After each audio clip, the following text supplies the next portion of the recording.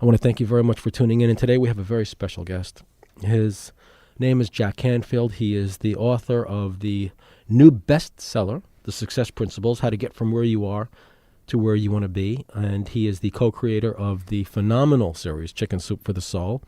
And he is a world-renowned expert on success. Jack Canfield, welcome to the program. My pleasure. Thank you for having me. So when we talk about success, how does one define what success really means?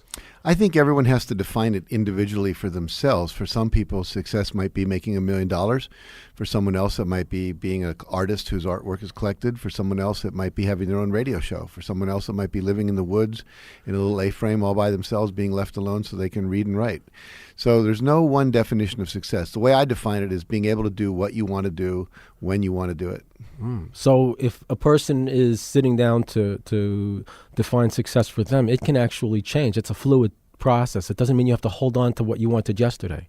No, my definition of success has changed. I went to college and majored in Chinese history, thinking I was going to go into the State Department. And when I was a senior, I took a course in psychology and discovered that was really much more interesting to me. And then I started wanting to apply it to inner city schools, so I became a teacher. And then later I became a teacher trainer. Then I wanted to write a book. And then I wanted to write a chicken soup book. And so, over the course of my life, what is fulfilling to me has changed as I've evolved. You talk in the book about the power of goal setting. Mm-hmm. One of the things that I found helps me, or how goal setting helps me, is when I find myself in some kind of a problem, if I sit down to focus on what I want to be the outcome, mm-hmm. I'm really banishing the problem. That's right. Yeah, we always say you should be focusing on the solution, not the problem. The problem is just an opportunity to get better at something, to develop a new skill, to develop a new attitude like patience or compassion. And if without challenges, we wouldn't grow. In other words, they're the things that temper us and give us strength. So they're there for a purpose. But I always say if you're not happy with something that's going on, call it a problem, a lack of result, then just simply say, what do I want? And then ask yourself, is there anyone I know who already has it? Can I go hang out with them and find out how they got it? In other words, if I wanted to be in radio and have a talk show, I'd come to you and say, hey, you do that. How did you do it? What was your path? What did I have to do? Well, the interesting thing is, though, for me, for example, the way I got this show is I was just presenting one of my parenting seminars. Mm-hmm. And the program director of this station, this was 7 years ago, just happened to be in the audience as a parent listening to the show, listening to the seminar. And at the end of the seminar, he just came up to me and said, I want you to have your own show. And he was selling me. Mm-hmm. on doing my own show. It had been something that I had written down as a goal maybe 15 years ago and really forgot about it. And then it just sort of dropped in my lap. And I find that the things that we really want often just sort of come to us. Well, notice, though, that you said you wrote it down as a goal. Right. And a lot of times, research shows if you just write something down as a goal and put it in a drawer and don't even think about it again, that has effect. Now, what I teach people is if you have a goal, write it down and then look at it twice a day. So I have a list of 21 goals, 3 goals for 7 areas of my life: financial, physical fitness, my relationships, my career, difference I want to make in the community, etc. And then I read that list every day, and I close my eyes and I visualize it as if it's already complete. And what that does, it keeps my unconscious mind focused on the achievement of that goal. So it just accelerates it. But you already said in your mind, that's something I want. Mm-hmm. And then as long as you go out and communicate your essence through your work, you begin to attract to you those things that will help you achieve your goal. And it wasn't just something that I wanted. I also felt that it was a fit. Exactly. I felt that it was where I belonged, in a sense. Did you have that at any point in your life where you felt that where you are today, you felt that time back, that's where I belong? Well, I think as soon as I started teaching history to high school students in Chicago in an all-black inner-city school, I felt like I was really close. And then what I realized was the kids weren't motivated to learn. And so I became more interested in how do I motivate them than I was in teaching history. And so I started studying motivation.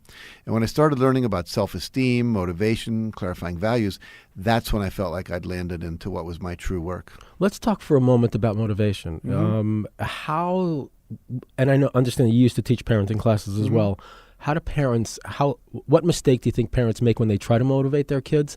and what is something a parent can do who wants to motivate their kids? Well, the first thing is to make the mistake to think that kids aren't motivated. All kids are motivated, even if it's motivated to watch MTV or to stay home from school, they're still motivated to do that. Interesting. So what we want to do is see, all motivation is the result of having an image of something you want, and then the reality is you don't have it.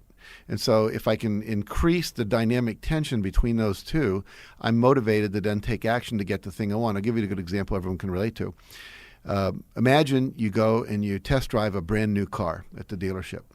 And then you go back and you get in your old car. You know that feeling you have of like your old car just isn't quite as good enough as it used to be. Just drop down a notch. Just drop down a notch. And if you keep going back and seeing that car, or your neighbor has one, or you watch the advertisements for it, it increases the tension of wanting it. And then motivation then comes from having a picture of something you want. Like kids will go in, you go into the room and they've got a whole wall full of snowboards or skateboards or whatever. And they are actually motivating themselves to get that thing by constantly keeping it in front of themselves, even though they don't have it. So it's the desire to have something you don't have. So now how do I inculcate that in my kid? Is I start by finding out what it is they want. And quite often what they want and what we want isn't always the same. And so we have to look at that and say, well, my son wants to be an actor, but I want him to be a doctor. He's motivated to be an actor. So either I have to show him and make doctor more appealing, or I have to surrender to his true motivation. And help him to succeed as an actor. As the thing help he him loves. to succeed in what he wants to do. But I'll give you an example at a more basic level. Let's say you have a 6-year-old and they're about to go to school for the first time. And a lot of parents will say to a kid, now you're going to go to school, first grade, and, it's not going to be like home. You're going to have a teacher, and you're going to have to sit still in your seat and do what you're told. And, it's not a place to goof around. You're there to work. And, if you don't work, you're going to get punished, blah, blah, blah. Well, that doesn't sound all that exciting. And so the first day of school comes, and we're dragging that kid in there. He's crying. Now, take another parent who says, Johnny's school is going to be such a great event. You're going to have so much fun. You're going to meet kids you never met. You're going to have his teacher who's going to teach you all kinds of things. You're going to have unlimited art supplies and field trips and all that. And we just keep painting this picture day after day about how school's going to be. Well, the first day of school comes, the kid's up 2 hours early going, come on, do we get to go to school yet? Right. And so I've motivated him by giving him a picture that's positive, better than what he currently has, so that he feels excited to go toward it. But there's a real... I shouldn't say but, I should say and. There's a real art to that. Mm-hmm. Because kids can tell when they're being manipulated, when you're not talking to them, to their motivation, when you're not connecting with them. Right. You're more of trying to impose your values Yes. on them instead of bringing out their own higher values. They can feel it. Well, I totally agree with you. I mean, with my own children, it's like, what do you want? What turns you on? How can I get you more training? When my son decided, How can I get you more training? yeah, he had artistic ability. So I said, let's go down to the museum school and see if you want to take art classes. Well, he took them. He didn't like them. Because he said, they're trying to tell me how to paint the giraffe. I want to paint the giraffe the way I want to paint the giraffe. So for him, it was get him tools and skills, but not overtrain him. Someone else, like my other son, he's taking piano lessons, guitar lessons, voice lessons. He just wants to be a singer. And so we're doing everything we can to make that available to him. You're listening to Bob Lancer's Parenting Solutions, and we're speaking with Jack Canfield, author of the new bestseller, The Success Principles, How to Get from Where You Are to Where You Want to Be. And I have definitely been applying these principles for 25 years, and having gone through the book again, it's just giving me I'm just doing it all over again. And that's really what it's about, isn't it, Jack? It's about continually doing it over again? Yeah, I don't think there's anything new under the sun. I mean, there's 64 principles of success in my book.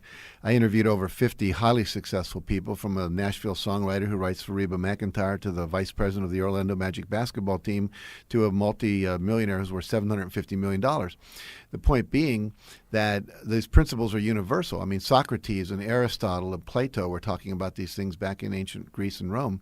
The problem is most of us never got taught this in school. Like when you were going to school, Bob, do you have a course called Success Principles 101? No. How to be effective at life 101? No, How to get along with others 101? No, I learned how to get in trouble. Yeah, exactly. And I always say that no kid grows up and gets divorced because they didn't memorize the 7 causes of the Civil War or the 5 major exports of Argentina. And this is what we teach in That's school. funny, we but really, sad. I'm a big advocate for taking these principles. I mean, one of my long-term goals is to get these principles taught in the schools so that kids grow up knowing how to set goals. Only 1 out of 10 kids in America knows how to set a measurable goal. They have intentions, they have hopes, they have wishes. Well, let's talk about the thing that even when people do get engaged in goal setting and they come up against what you call in your book roadblocks. And a roadblock could be anything from a delay to a fear inside of you, right? So when you're coming up against a roadblock, when it feels like things are not moving the way you want them to go, you said that's pretty much an inevitable stage in any process. Yes, and unfortunately, most people, when they hit roadblocks, and their considerations and mental stuff comes up, their fears come up, real things in the world like, we're not zoned for that, or I don't want to marry you, or I don't want to move to Kentucky, or whatever it might be. Those are just opportunities for us to develop new skills to overcome the roadblocks. In other words, the ultimate goal for me, both in life and for your career, your kids, yourself, is not necessarily to become a millionaire, because, I know a lot of unhappy millionaires. But the point is to develop new mastery.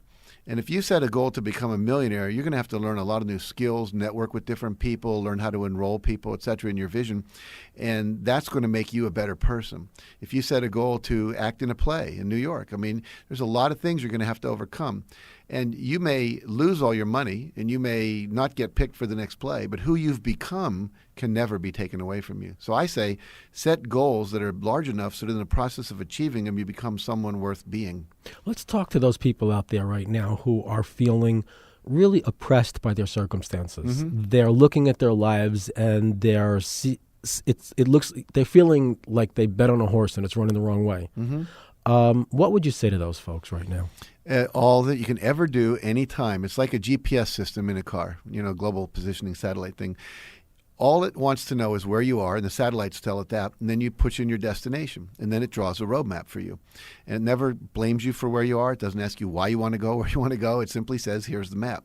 So if you're not happy with your life and you feel like you bet on the wrong horse, to use your metaphor, then you have to say, well, where do I want to be that I'm not? What's the horse I want to be riding? I want to be in a warmer climate, or I want to be working for someone that I like, or I want to be doing my passion, or I want to be healthy, or whatever.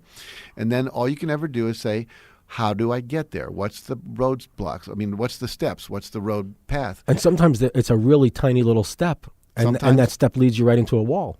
Well, then you take a side step. Walls are meant to be gone around or gone over. Or you step back and think about it. Or you step back and you look at the wall, you do a little assessment, talk to some friends, read a book, go to a seminar, see a therapist. But you don't get destructive. No, you don't get, you don't get destructive or self-destructive. Too many people give up too soon, live in resignation, live in fear. They settle. Most of us, you look at most people, they look dead. And the reason is they've settled. You look at a 2-year-old, they got all this energy and they're alive and they're running around ready to taste anything, do anything.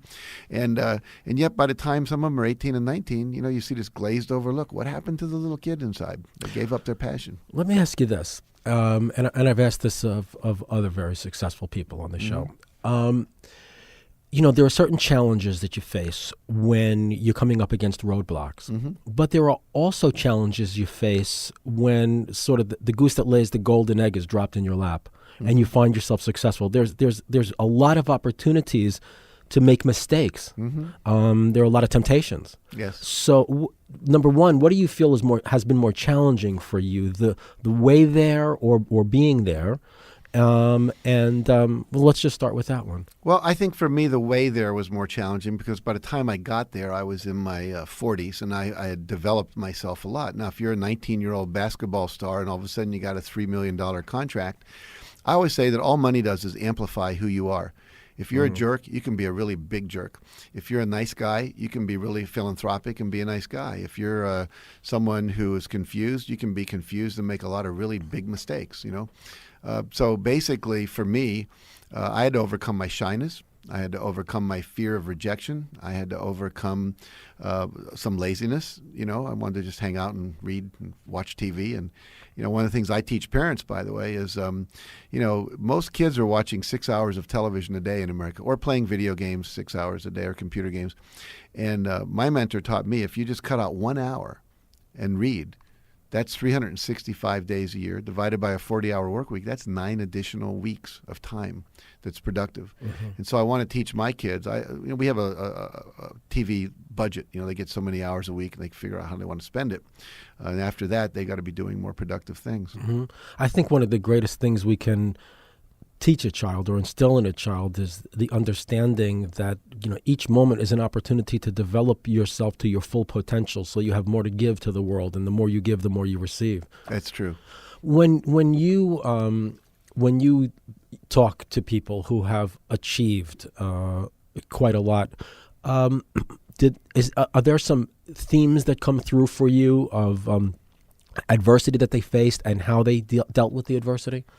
Well, most of the people that I interviewed, there were several things in common, and it's true for my own life too. Number one, they knew what they wanted to do at a young age. In other words, someone said to them, it's okay to follow your passion. It's okay to pursue the thing that you love. Like Pat Williams, who's the vice president of Orlando Magic, loves sports.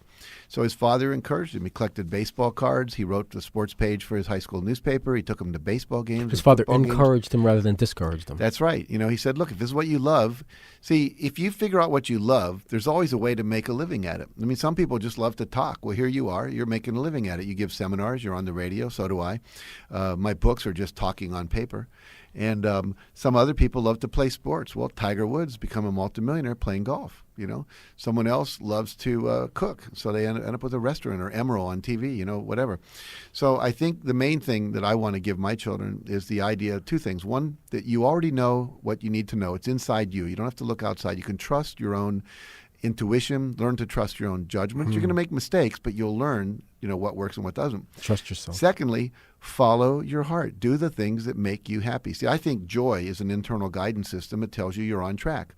And if you're not joyful, doesn't mean you're always happy every single moment, excited. But if you're not joyful, I've been on a radio tour now for my new book for 17 days. I got 18 to go. I'm getting 3 to 5 hours a night. But I've been having a great time because I like it and I'm having fun. Some people would say, oh, it's the most miserable thing. Well, then that's not for them to do. So following your joy, people in this country particularly are experiencing a sense of crushing debt. I think Emerson described debt as something that is a sort of a crushing psychological condition. And they may not feel like they deserve joy. That they don't deserve to do it fulfills them. Do you know where I'm coming from on this? That people don't feel like they deserve happiness, so they choose an unhappy path for dealing with problems and only get more depressed. Well, debt is a result of spending more money than you make. It's like diet, fat. If you're fat, it's because you've eaten more calories than you've burned up. Simple math. And most Americans are I think the average is $84,000 in debt per family right now. The average American retires with an average net worth of $25,000. Now, think about it. If you've had $25,000 a year go through your hands, which is probably less than most of us make, in 40 years, you've passed $1 million through your hands. One of the principles I teach in my book is pay yourself first. You should be saving 10 to 20% of your money so that you have money to be there for your health care and for your old age and so forth. And then eventually you have your money making money by investing it in stocks, bonds, and real estate. And so what happens is a lot of people think things are going to make them happy. Things don't make you happy. You make yourself happy. Relationships make yourself happy. And so, a high-definition television, a wonderful thing if you can afford it. But if you think you have to have it and you can't afford it and you get in debt, there's a point where you get in debt where you can see mathematically it's almost impossible to ever get out because your interest payments are outpacing your ability to lower the debt.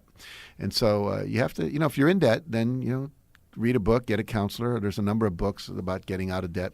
See, I teach people. But what about the principle of staying focused on your joyful path, even when you're in that kind of a situation? In other Absolutely. Words, not that just because you're in that situation, it doesn't mean that you have to now live an oppressive existence. Yeah, debt does not mean you have to be miserable. In other words, we are responsible for our feelings in reaction to anything. I know people that when I was in India, I saw people living on $3 a day or less, and they were smiling. They were happy. They had chosen to be happy. I mean, in America, what we call poverty is wealth. I mean, if you make $100,000 a year, you're in the top 1/10 of 1% of the world's income. Half the world doesn't have electricity. Half the world has never made a phone call. And yet our kids are all walking around with cell phones and get upset if the battery goes dead. Well, I think what happens, though, is, if you look at, you said you don't have to be miserable in order to succeed. Actually, the opposite is true. You really have to follow your path of joy, whatever your situation is, to succeed. Right. But I think what happens is in the parenting practices that go on, when parents think they have to make their children feel bad for making a mistake, what happens then is, as adults, we think we have to keep ourselves feeling bad if we don't like where we've ended up. And that only takes us further down. That's right.